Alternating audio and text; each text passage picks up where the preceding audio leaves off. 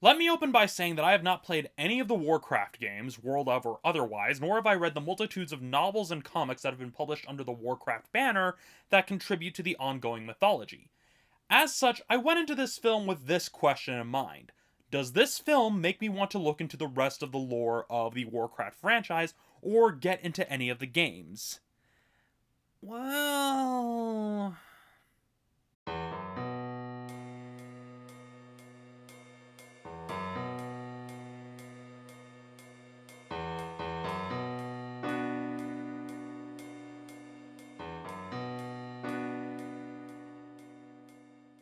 the biggest problem with this film is that it throws so much information at you that you're automatically expected to understand in order to follow the story. I mean, you've got the whole, oh, you gotta understand how Azeroth works and all the political structures and the factions that comprise the Alliance. Oh, you've gotta understand the plight of the various orc clans and the various dynamics and how their traditions work. Oh, and you gotta understand how the magic system works. You gotta understand this, you gotta understand that, gotta understand this, gotta understand that. And combine that with the fact that we're constantly bouncing between the orc storyline and the human storyline, and you're basically left with a film that is so crammed and compacted that everything moves at such a breakneck pace that it's hard to really get invested.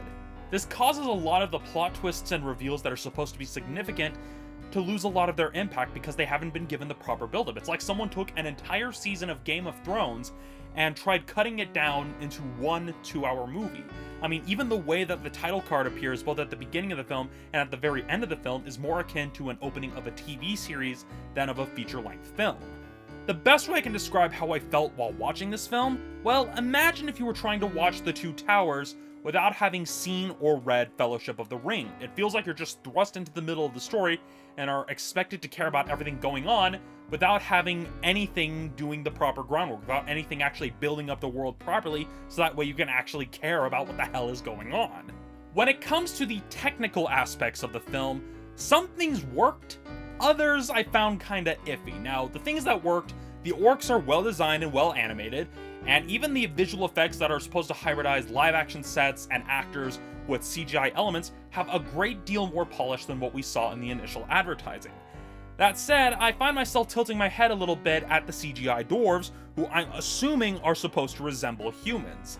I mean, why did they have to be fully CGI? It just looked weird and they stick out like a sore thumb because you pretty much have them caught in this uncanny valley situation where it's just like, well, I know they're supposed to resemble humans, but they're not human and it looks weird and kind of creepy. I mean, they had the dark elves pretty much played, or night elves, I don't know what species it is.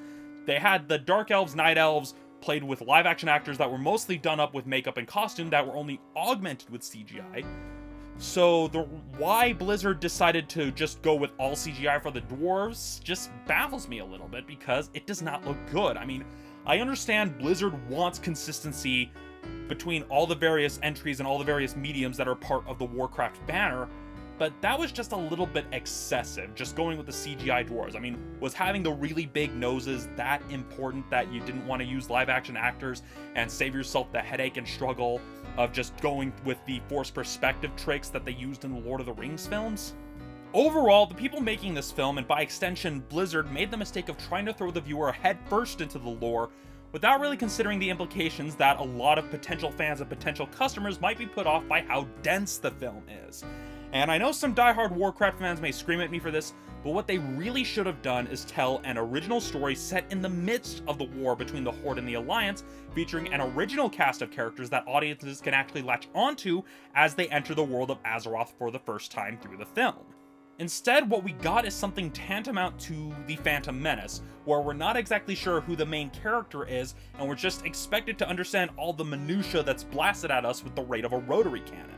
I mean, if you're already invested in the lore of World of Warcraft, like if you already played all the games and not just the MMO, but like the old RTSs, and have read the books, the comics, and what have you, you'll probably get more enjoyment out of this film because you've more or less done your homework.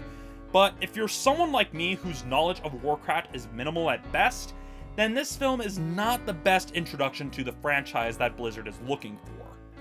All of that said, Warcraft gets a 2.5 out of 5. So that's it for this episode of Romney's Reviews. Thank you for watching. I'll see you all next time.